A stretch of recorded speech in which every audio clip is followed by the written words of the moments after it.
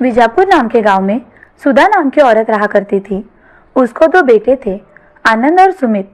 सुधा बहुत ही लालची किस्म की औरत थी। घर में हमेशा उसी की चला करती थी।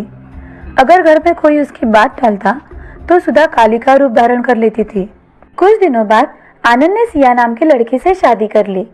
वो गरीब घर की होने के कारण अपने साथ कोई भी दहेज नहीं लेकर आई थी, इसीलिए सुधा ने उसे बिन तनख्वाह के नौकरानी बना लिया था। सुधा सिया से घर के सारे काम करवाती थी, उसे ठीक से खाना भी नहीं खाने देती थी। एक दिन सिया खाना खा रही थी, तभी सुधा वहां आकर, बहू, चुपके से खाना खा रही हो? नहीं माँ जी, जो भी बनाया है उसमें से ही मैं खाना खा रही हूँ। अरे तुम मायके से लाई क्या हो कि यहाँ हम तुम्हें दावत दें? हाँ माँ जी, आप ऐसे क्यों बोल रही है? मैं भी तो इस घर की बहू हूँ। हाँ, बहू कम नौकरानी हो तुम, समझी? ऐसा कहकर सुधा वहां से चली जाती है। तभी सुधा को सुमित दिखाई देता है। सुधा सुमित से, बेटे सुमित, तुम तो ऐसी कलमुही को घर मत लाना।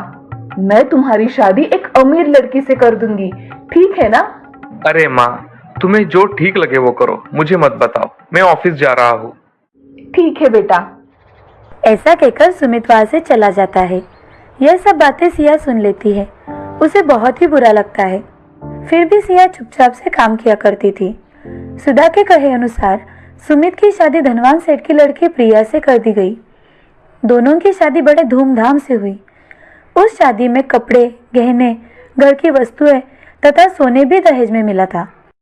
प्रिया घर में आकर एक कुर्सी पर बैठ जाती है और अपनी सासू माँ से, हमारे घर में नौकर नहीं है क्या? मुझे तो कोई नौकर दिखाई नहीं दे रहा। बहू, इस घर में हम दोनों ही काम करती है, नौकर मैंने ही नहीं रखा। मुझे मेरे काम करने के लिए 2 नौकर चाहिए सासू माँ। तुम्हें नौकर क्यों चाहिए बहू? तुम्हें जो चाहिए वो हमसे मांग लेना, हम तुम्हें ला कर देंगे। फालतू नौकरों पे पैसे क्यों खर्च करना? मुझे सुबह उठते ही बेटी लगती है। सब कुछ मुझे मेरे कमरे में चाहिए, और मुझे कुछ भी चाहिए तो मैं मंगवा लूंगी, नहीं तो आवाज दे दूंगी। मैंने कौन सी भी चीज मांगी और वो 10 मिनट के पहले मेरे पास नहीं आई तो मुझे बहुत गुस्सा आ जाता है। तुम्हें जो भी चाहिए वो मांग लिया करो बहू, हम दोनों तुम्हें सब कुछ ला कर देंगे। ठीक है माँ जी, अब मैं बहुत थक गई हूँ, मैं थोड़ा आराम करना चाहती हूँ। हाँ बहू, तुम जाओ, आराम करो। ऐसा कहकर प्रिया अपने कमरे में चली जाती है और ये सब सुन सुधा का मुंह खुला का खुला रह जाता है। तुरंत ही अपने आप को संभालकर सुधा सिया से, देखा, इसे कहते हैं रईसी, और तुम हो कलमुही जो हमेशा मुंह उठाकर चली आती हो। प्रिया ने जो भी बताया है सब याद रखना, और उसने जो भी मांगा वो देना। अगर उसमें कोई गड़बड़ हुई तो देख लेना। जी माँ जी। ऐसा कहकर सिया वहां से चली जाती है और अपने काम करके सोने चली जाती है। अगले दिन सुबह होते ही प्रिया आवाज देती है, अरे सासू माँ, कॉफी लाओ जल्दी। प्रिया की आवाज सुनकर सिया जल्दी से कॉफी बनाकर उसके कमरे में लेकर जाती है। प्रिया की सेवा करने में ही सिया का पूरा दिन निकल गया और घर का काम जैसे के तैसे ही रह गया। अब सारा काम पड़ा देख सुधा मन में, आज इस सिया की बच्ची को तो मैं कुछ काम भी नहीं बोल सकती। वो आज पूरा दिन छोटी बहू के काम कर रही है। चलो, मैं ही घर के काम कर लेती हूँ। सुधा ने उस दिन सारे काम खुद ही कर लिए। झाड़ू, पोछा, बर्तन, सभी काम उसने अकेले ही कर लिए। काम करने की आदत न रहने के कारण उसके हाथों और पैरों में दर्द होने लगा था। सुधा थकने की वजह से सोफे पर बैठकर आंखें बंद करने लगी। तभी छोटी बहू प्रिया अपने हाथों में पैसों से भरा हुआ बैग लेकर आती है और वहां आकर सुधा से, माँ जी, मैं क्लब में किटी पार्टी के लिए जा रही हूँ और मुझे लौटने में थोड़ी देर हो जाएगी, बाय। ऐसा कहकर प्रिया क्लब में चली गई। यह सिलसिला हर रोज का होने लगा। सिया दिन भर प्रिया की सेवा करते करते थक जाती थी और सुधा वो घर के काम करते करते थक जाया करती थी, और प्रिया वो अपने सहेलियों के साथ हर रोज किटी पार्टी करने चली जाया करती थी। घर के काम करके अब सुधा बहुत थक गई थी, और तो और उसमें प्रिया हर रोज पैसे किटी पार्टी में खर्च किया करती थी।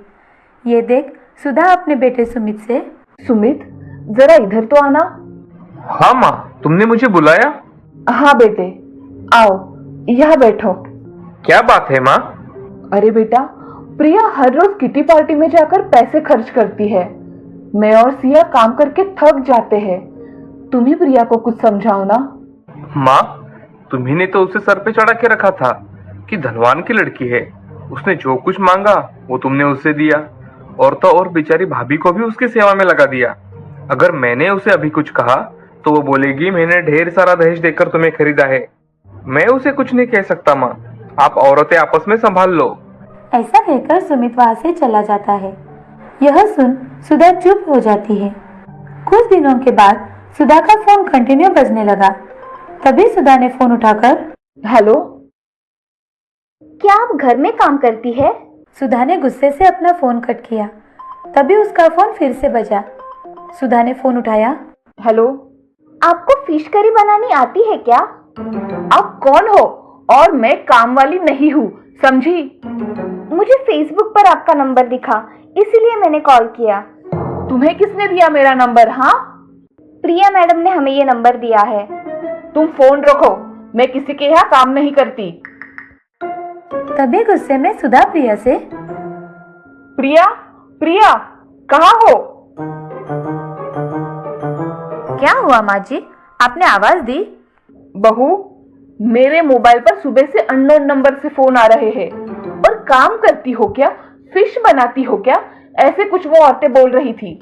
मैंने उनसे पूछा तो तुमने ही मेरा नंबर दिया उन औरतों को, ऐसा वो बोल रही थी।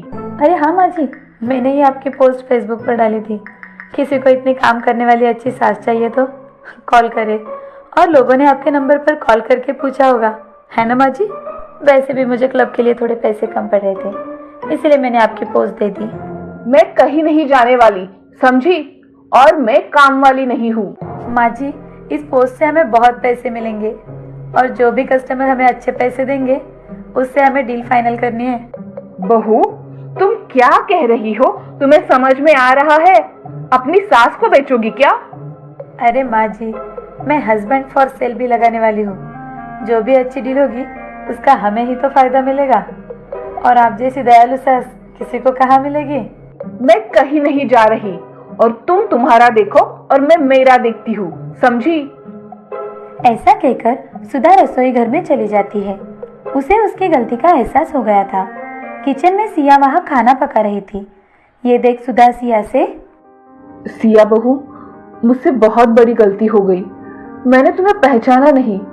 हमेशा तुम्हें मैं तुम्हारी गरीबी की वजह से ताने मारते रही, और प्रिया बहू धनवान है इसीलिए उसे हमेशा सर पे चढ़ा के रखा। वो कहती है कि वो अपने पति को और मुझे भी बेचेगी।